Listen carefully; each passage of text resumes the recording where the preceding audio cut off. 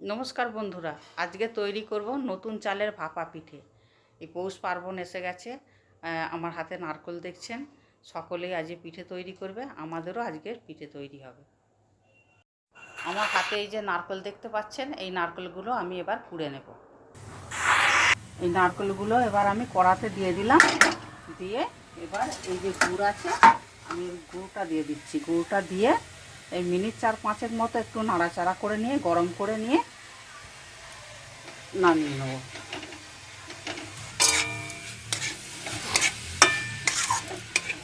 এতে পিঠের পুর তৈরি হচ্ছে।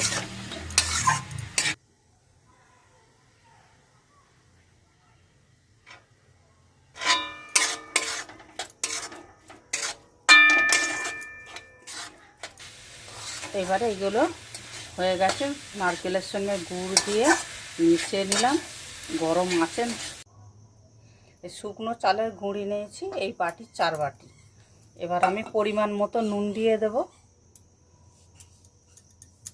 আর খুব সামান্য উষ্ণ গরম জল করে রেখেছি, খুব সামান্য, কারণ এখানে শুকনো চালের গুঁড়িতে তেমন কোনো গরম জল দিতে লাগে না। এটাকে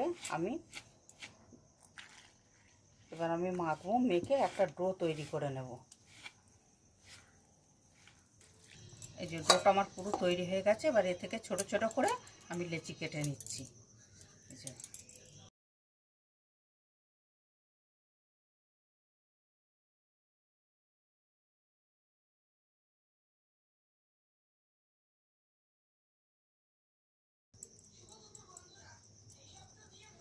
এবারে এটিতে পুর দিয়ে দিলাম, নারকেলের পুর দিয়ে দিলাম।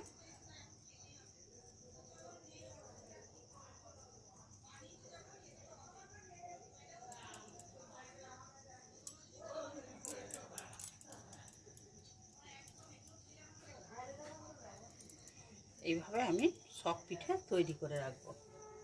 তৈরি করে রেখে আবার এগুলোকে ভাপাতে দেব।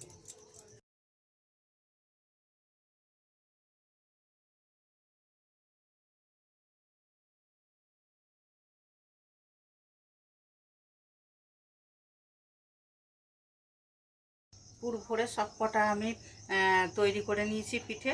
এবার ভাপাবার জন্য এই যে একটা জালি ডেকসি, পিঠে ভাপাবার জন্য এটাকে আমরা ব্যবহার করি। এতে শুধু পিঠে ভাপানাই হয়, তাই এগুলো আমি এক এক করে সাজিয়ে দেবো ভাপানোর জন্য।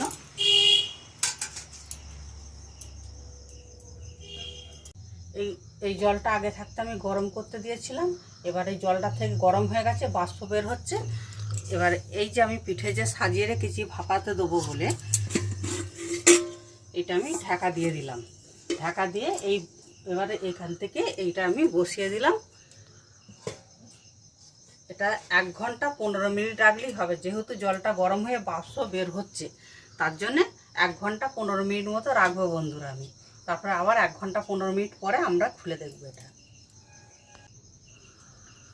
1 ঘন্টা 15 মিনিট হয়ে গেছে আমাদের। এবার দেখি পিঠেটা কি অবস্থায় আছে। এই তো পিঠে আমাদের হয়ে গেছে পারফেক্ট। এই তো পিঠে সিদ্ধ হয়ে গেছে ভালোভাবে। হ্যাঁ, এই তো বাষ্প উঠছে। তো আমাদের পিঠে রেডি হয়ে গেছে। এবার আমি একটা খেয়ে দেখি কেমন হয়েছে।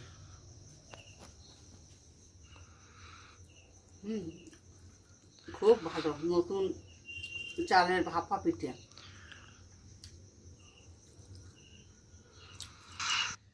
বাড়িতে এইভাবে ভাপা পিঠে আপনারা তৈরি করুন, করে সকলকে পরিবেশন করুন।